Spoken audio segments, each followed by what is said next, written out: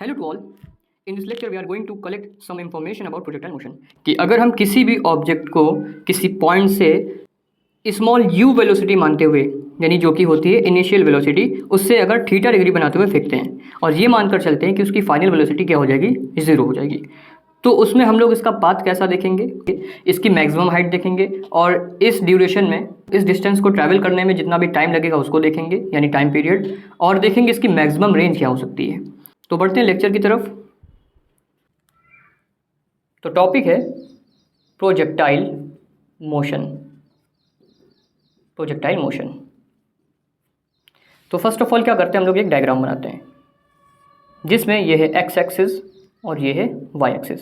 किसी O point से या ज़ीरो पॉइंट से हम लोग एक ऑब्जेक्ट यहाँ पर थ्रो करते हैं, ये मानते हुए कि उसकी इनिशियल वेलोसिटी क्या होगी, स्मॉल u होगी, और डिग्री बनाते हुए चलते हैं थीटा, यानी एक ऑब्जेक्ट फेंका ओ पॉइंट से थीटा डिग्री बनाते हुए स्मॉल u वेलोसिटी से, जो कि होगी इसकी इनिशियल वेलोसिटी। लेट कर लो यहाँ पर जो u है वो क्या है, इनिशियल वेलोसिटी। इनिशियल वेलोसिटी यानी स्टार्टिंग की वेलोसिटी, और लास्ट में वेलोसिटी क्या होती है, स्मॉल v।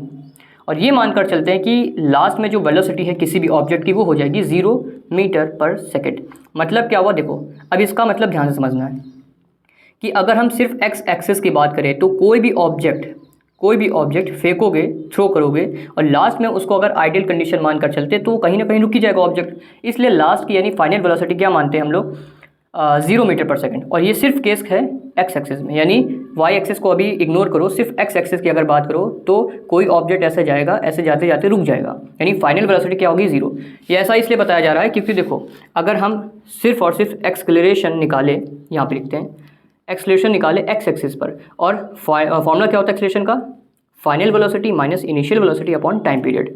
तो जो फाइनल वेलोसिटी एक्स की है वो तो 0 हो जाएगी, माइनस, अब एक चीज़ ध्यान रखो, तुम कोई भी ऑब्जेक्ट फेंकोगे भले ही वो स्टार्टिंग का 0.0001 सेकेंड हो, यानी उससे पहले की बात करो तो u कहीं ना कहीं तो स्टार्टिंग में 0 ही रहा होगा, यानी जो यहाँ पर x हम मान के चलते हैं वो क्या मानकर चलते हैं, 0 अपॉन t, यानी बहुत ही लास्ट में, यानी जब ऑब्जेक्ट बिल्कुल रुक जाए तब वेलोसिटी, और जब ऑब्जेक्ट बस फेंकना ही चालू किया था जस्ट उससे पहले जब ऑब्जेक्ट की वेलोसिटी क्या थी, 0।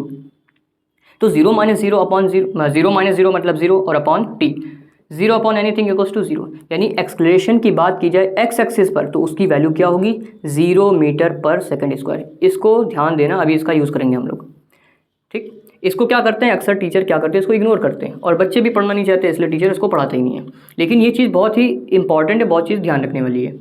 फिलहाल देखते हैं। अब देखो यहाँ पर ये u है, u तो लेकिन रिजल्टेंट है, यानी u x पे भी ट्रैवल कर रहा है y पे भी, तो हम क्या करते हैं यहाँ पर परपेंडिकुलर ड्रॉ कर लेते हैं x एक्सिस के थ्रू और परपेंडिकुलर ड्रॉ कर लेते हैं y एक्सिस के थ्रू। अब इस परपेंडिकुलर का मतलब क्या होता है, देखो अगर यहाँ तुम एनिमेशन क्रिएट करोगे तो इसको तुम बढ़ा भी सकते हो, मतलब ये एक मिनट यहाँ पे लिखो, ये पॉइंट है, ये यहाँ पे भी ले सकते हो, यहाँ पर भी ले सकते हो, यहाँ पर भी ले सकते हो, कहीं भी ले लो, मतलब ये पॉइंट है इधर भी खींच सकते हो, ये जो है लाइन इधर भी ड्रॉ कर सकते हो, ये लाइन इधर भी ड्रॉ कर सकते हो, ये लाइन इधर भी ड्रॉ कर सकते हो। यानी जब एनिमेशन बनाते हैं तो हर एक पॉइंट की हम लोग पर्टिकुलर एक इमेज ड्रॉ करते हैं, यानी ये जो होगा ये एक्स है, ये सॉरी ये वाई है, वाई है, वाई है, और ये एक्स के पैरेलल है तो एक्स है, एक्स है, एक्स है।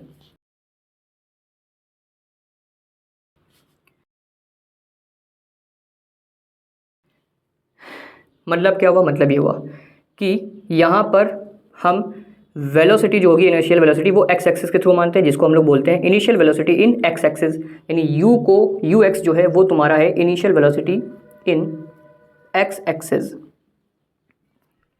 उसके बाद यहाँ पर यानी y के थ्रू लेते हैं तो इनिशियल वेलोसिटी y है, ui क्या हो गया, ui हो गया इनिशियल वेलोसिटी इन y एक्सिस।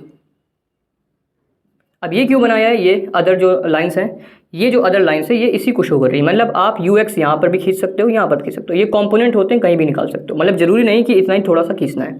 फिलहाल ये हो गया तुम्हारी ux और ui। अब ये आते कैसे इसको भी देख लो, ये थीटा है, यानी थीटा के पास जो साइड होती है उसकी वैल्यू होती है कॉस थीटा में, और जहाँ पर ठीक हो थीटा नहीं है तो जहाँ पर थीटा नहीं होता है वहाँ की वैल्यू निकलती है u साइन थीटा में। क्लियर, यानी यू वाई की वैल्यू क्या हो जाएगी, यू वाई की वैल्यू हो जाएगी यू साइन थीटा, और यू एक्स की वैल्यू क्या हो जाएगी, यू कॉस थीटा। इसको आपने पीछे फिजिक्स में पढ़ा होगा, नहीं तो यहाँ पर देख लो, ऐसे इस ट्राइंगल को यहाँ पे ड्रॉ करो, ये बना दिया थीटा। अब सिर्फ और सिर्फ हमें ये पता है यानी हाइपोटेनस पता है। अब इसकी वैल्यू नहीं पता, इसकी वैल्यू नहीं पता, ठीक है। ये क्या होता है, ये होता है परपेंडिकुलर हाइट, ये क्या होता है, बेस होता है, और ये हाइपोटेनस तो गिवन था। अब देखो अगर हम लोग कॉस थीटा की वैल्यू निकाले इसमें ट्रिग्नोमेट्रिक फंक्शन से, तो कॉस थीटा होता है बेस अपॉन हाइपोटेनस, और बेस क्या है तुम्हारा, ये देखो ये क्या है, ये तुम्हारा था ux, ये क्या था ux, तो बेस हम लोग ने रखा ux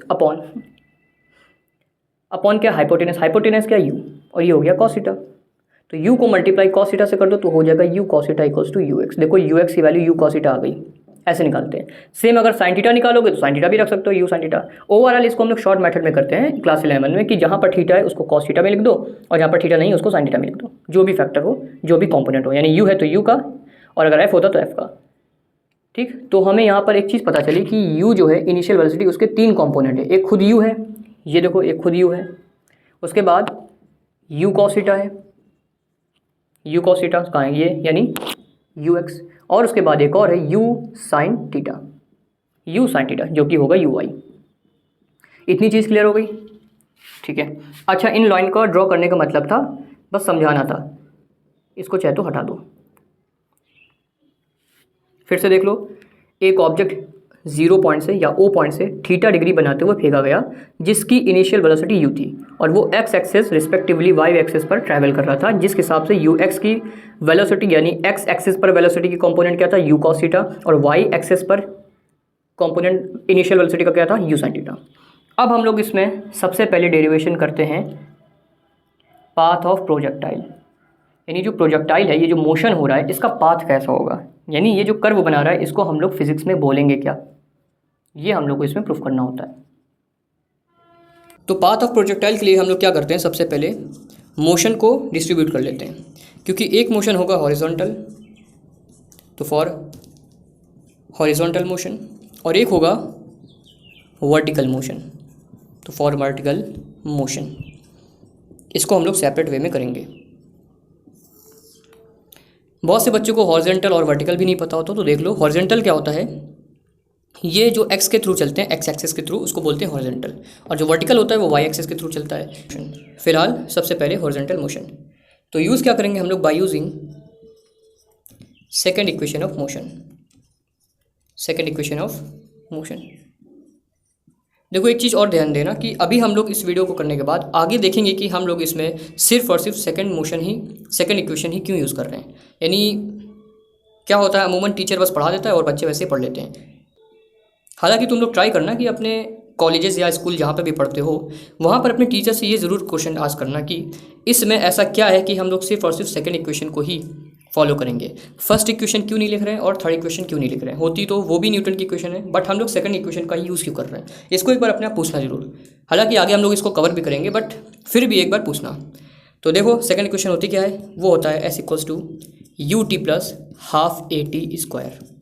अब क्योंकि ये हॉरिजॉन्टल है, यानी ऐसे x के एक्सेस पर, तो यहाँ पर लिख दो सभी में x। अब नोटिस करो यहाँ पर t पे x नहीं लिखा है, ऐसा इसलिए क्योंकि t चाहे x एक्सेस पर ट्रैवल करे चाहे y पे, वो हमेशा कांस्टेंट रहता है, यानी t सभी के लिए सेम रहता है। अब sx की वैल्यू क्या है, देखो ध्यान से, sx का मतलब है डिस्प्लेसमेंट इन x एक्सेस, यानी यहाँ पर देखो ये इतना डिस्प्लेसमेंट हो रहा है, तो इतना डिस्प्लेसमेंट कितना बोलेंगे, इसको हम लोग बोलेंगे x। इसीलिए यहाँ पर देखो हमने यहाँ पर साइड बनाई हुई थी, या चाहे इतना x चलो तब भी x बोलोगे, इतना ट्रैवल करो तब भी x, इतना ट्रैवल करो तब भी x, यानी x एक्सेस पर अगर ट्रैवल करो तो उसको क्या बोलेंगे अपन लोग, x बोलेंगे। ux आ गया, ux की क्या वैल्यू थी, देखो u cos थीटा, इसको लिख लो u cos थीटा। t की वैल्यू पता नहीं तो t2 ऐसे लिख लो, प्लस हाफ। अब देखो एक्सेलरेशन इन x एक्सेस, इसीलिए देखो हम लोग ने पहले निकाल लिया था कि जो ax की वैल्यू होगी कितनी होगी, 0 होगी, तो यहाँ पर हम लोग 0 कर लें। फिर से इसको थोड़ा समझ लो कि मान लो कि तुमने बस ऑब्जेक्ट फेंकना चालू ही किया था, तो उस टाइम से भी पहले, यानी इनिशियल टाइम पर वेलोसिटी क्या थी ऑब्जेक्ट की, 0 थी, और लास्ट में भी फाइनल ऑब्जेक्ट क्या हो गया, रुक गया। लास्ट में भी फाइनली ऑब्जेक्ट क्या हो गया, रुक गया। यानी वेलोसिटी जो तुम्हारी इनिशियल थी वो भी 0 है, और जो फाइनल वेलोसिटी वो भी 0 है। यानी एक्सेलरेशन निकालने टाइम क्या करेंगे, final velocity minus initial velocity, जो कि 0 माइनस 0 है, तो ये पूरा ओवरऑल 0 आएगा। यानी एक ऑब्जेक्ट तुमने फेंका स्टार्टिंग से, वो कहीं जाकर रुक गया, तो इस केस में यहाँ पर एक्सेलरेशन कुछ भी नहीं हुआ, क्योंकि ऑब्जेक्ट ने अपनी फिर से वही वेलोसिटी पकड़ ली। तो ये फाइनल वेलोसिटी जो हो जाएगी या नेट वेलोसिटी जो हो जाएगी 0 है, इसीलिए इसका एक्सेलरेशन भी क्या हुआ, 0। इसीलिए यहाँ पर हम लोग ने पहले इसको लिख लिया, तो यहाँ का 0, उसके बाद t²। यानी कह सकते हैं कि x एक्सेस पर ऑब्जेक्ट ने कोई भी एक्सेलरेशन गेन नहीं किया था। फिलहाल ये 0 से मल्टीप्लाई पूरा है 0 ही हो जाएगा, इसको लिखने की कोई नीड ही नहीं है, इसको लिखने की नीड नहीं कोई। अब ये क्या बचा तुम्हारे पास, u cos theta multiply by T. अब क्योंकि वहाँ पर भी सॉल्व करेंगे तो वहाँ पर भी टी फंसेगा, तो टी की वैल्यू क्यों ना पहले निकाल लो, तो u cos थीटा नीचे भेज दो x के, तो ये हो गया टी की value in the form of x u and cos theta. अब यहाँ पर भी निकालो, सेम सेकंड इक्वेशन यूज़ करनी है, तो by using second equation of motion, second equation of motion which is S equals to U T plus half A T square. अब यहाँ पर क्योंकि वर्टिकल है यानी वाई एक्सिस पर है, तो यहाँ पर सब में वाई लिख लो। अगेन टी पर वाई क्यों नहीं, क्योंकि टी होता है कांस्टेंट। एस वाई का मतलब देखो, एस एक्स में हम लोग कितना चले थे एक्स डिस्टेंस, तो एस वाई में कितना चलेंगे वाई डिस्टेंस, तो ये हो गई वाई इक्वल्स टू यू आई कितना था, यू आई निकाल चुके थे यू साइन थीटा, और मल्टीप्लाई बाई टाइम। देखो टी की वैल्यू पहले निकाल के रख ली, ये टी है, ये टी है, टी इक्वल्स टू कितना है X upon U cos theta plus half. अब देखो acceleration in Y axis, just imagine कि एक्स एक्सिस है ही नहीं क्योंकि हमें वाई पे निकालना है, एक्स एक्सिस थोड़ी देर के लिए इग्नोर करो। क्या करो तुम, किसी भी ऑब्जेक्ट को वाई एक्सिस पर ट्रैवल करा रहे हो, यानी तुमने कोई भी ऑब्जेक्ट ऊपर फेंका और वही ऑब्जेक्ट तुम्हारे पास फिर से वापस आ गया, यानी एक्स एक्सिस पर ट्रैवल करने का मतलब है कि जो उसने एक्सेलरेशन गेन की थी वो क्या थी, वो जब तुमने फेंकना चालू किया था उसको तो उसने ग्रेविटी के अगेंस्ट काम किया था। यानी यहाँ पर एक्सेलरेशन कोई हो रहा हो चाहे ना हो रहा हो, लेकिन वहाँ पे ग्रेविटी के अगेंस्ट काम जरूर हो रहा है, इसलिए जो एक्सेलरेशन इन वाई एक्सिस होगा वो क्या होगा, वो ग्रेविटी के इक्वल होगा। बट क्योंकि तुम अगेंस्ट काम करना तुमने स्टार्ट किया था, इसलिए ग्रेविटी क्या होगी माइनस में, यानी यहाँ पर रखोगे माइनस जी। इसीलिए acceleration in x axis zero था क्योंकि वहाँ पर कुछ काम ही नहीं था, और वाई में क्या कर रहे हैं हम लोग ग्रेविटी के अगेंस्ट काम कर रहे हैं, इसलिए यहाँ पर ग्रेविटी रखा और यहाँ पर जीरो रखा। अब रखो टी की वैल्यू, स्क्वायर था तो ये भी स्क्वायर हो जाएगा, यानी एक्स भी क्या होगा स्क्वायर, टी स्क्वायर का मतलब ये भी स्क्वायर, ये भी स्क्वायर, ये भी स्क्वायर, यानी यू भी स्क्वायर में कॉस स्क्वायर थीटा भी हो जाएगा, यानी कॉस थीटा भी स्क्वायर में। यू से यू कैंसिल, क्या बचा एक्स साइन अपॉन कॉस क्या होता है टेन थीटा, माइनस प्लस क्या होगा माइनस, तो एक्स स्क्वायर, ये जी भी लिखा हुआ है जी भी लिख लो, जी एक्स स्क्वायर अपॉन क्या होगा 2u स्क्वायर, और ये कॉस स्क्वायर थीटा, और ये हो गया ओवरऑल वाई के इक्वल्स टू।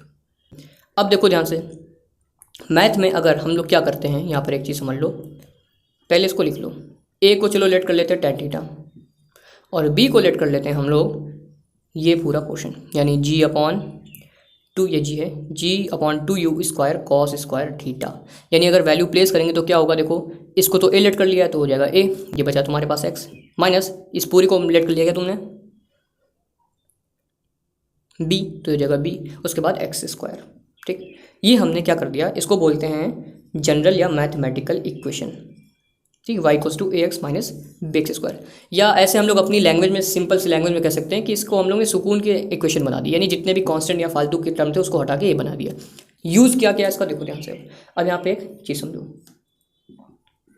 मैथ में इंटरनेशनली जो हम लोग मान लेते हैं वेरिएबल्स वो होते हैं एक्स वाई जेड। अब जेड तो इसमें कुछ काम ही नहीं, जेड है ही नहीं, बचा तुम्हारे पास वाई और एक्स।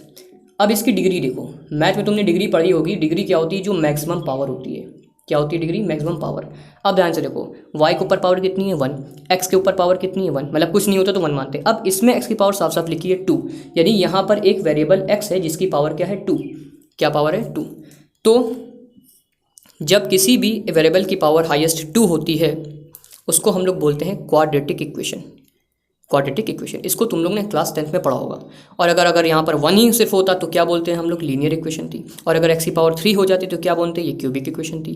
यानी हम लोगों का ये केस फंस रहा है, यानी एक्स स्क्वायर यहाँ पर देखने को मिल रहा है, क्या मिल रहा है यहाँ पर एक्स स्क्वायर।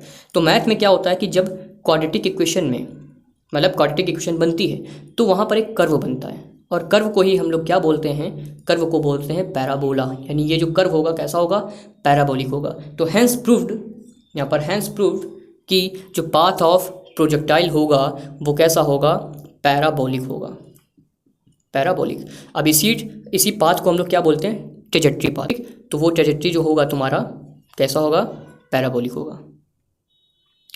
तो पहली डेरिवेशन में यही दिखाना होता है कि हम लोग हॉरिजॉन्टल मोशन और वर्टिकल मोशन में जो भी इक्वेशन निकालते हैं उससे ये प्रूफ करते हैं कि y की जो वैल्यू होगी a x minus B x square में x की पावर होगी स्क्वायर, जो कि कर्व बनाएगा, और वो भी कैसा, पैराबोलिक। यानी जब हम कोई भी ऑब्जेक्ट ऐसे थ्रो करेंगे तो उसका जो मोशन होगा वो पैराबोलिक मोशन होगा, यानी पैराबोलिक कर्व बनाएगा। तो हैंस प्रूव्ड कि पाथ ऑफ प्रोजेक्टाइल कैसा होगा, पैराबोलिक होगा। तो ये हो गई हम लोग की पहली डेरिवेशन। अब आप लोग को इसमें काम क्या करना है, एक चीज़ ध्यान से रखो। पहला तो क्वेश्चन यहाँ पर हम थोड़ा स्पेस ले लेते हैं कि ऐसा क्यों है कि यहाँ पर सिर्फ और सिर्फ हम लोग second motion of equation he use कर रहे हैं। और दूसरा क्वेश्चन ये है कि यहाँ पे ध्यान से देखो, जो AY के बारे में बात की थी, हमने कहा था कि जब किसी ऑब्जेक्ट को ऊपर फेंकोगे, ये मान लो कोई बॉल है, इसको तुम ऊपर फेंक रहे हो, तो जब ऊपर फेंकोगे तो क्या होगा, ग्रेविटी के अगेंस्ट काम करोगे, तो -g लिख लिया, वो पॉसिबल है। लेकिन एक काम ये भी तो होगा कि वो ऑब्जेक्ट नीचे भी आएगा, और जब नीचे आएगा तो ग्रेविटी के अगेंस्ट काम नहीं कर रहा है, वो ग्रेविटी के ही डायरेक्शन में काम कर रहा है, तो तब ग्रेविटी यहाँ पर प्लस हो जानी चाहिए थी। तो यहाँ पर +g का यहाँ पर कोई रोल नहीं है, ऐसा क्यों है? तो ये जो दो क्वेश्चन है, तुम्हें या तो खुद रिसर्च करो या तो खुद अपने कॉलेज या स्कूल के टीचर से पूछो, क्योंकि कुछ रिस्पॉन्सिबिलिटी टीचर के बाद तुम्हारी भी बनती है। तो ये जरूर पूछना और कमेंट में जरूर बताना कि ऐसा इस इक्वेशन में होता क्यों है। फिलहाल आगे की जितनी भी डेरिवेशन है हम लोग सभी इक्वेशन को लेकर कवर करेंगे। मतलब दिमाग में ऐसा ना रहे कि तुम्हें फला इक्वेशन प्रूफ करने के लिए बस याद करना पड़े कि हमें इसमें फर्स्ट इक्वेशन ही यूज़ करनी है या सेकंड। हम लोग तीनों इक्वेशन को यूज़ करके दिखाएंगे। तो मिलते हैं नेक्स्ट वीडियो में।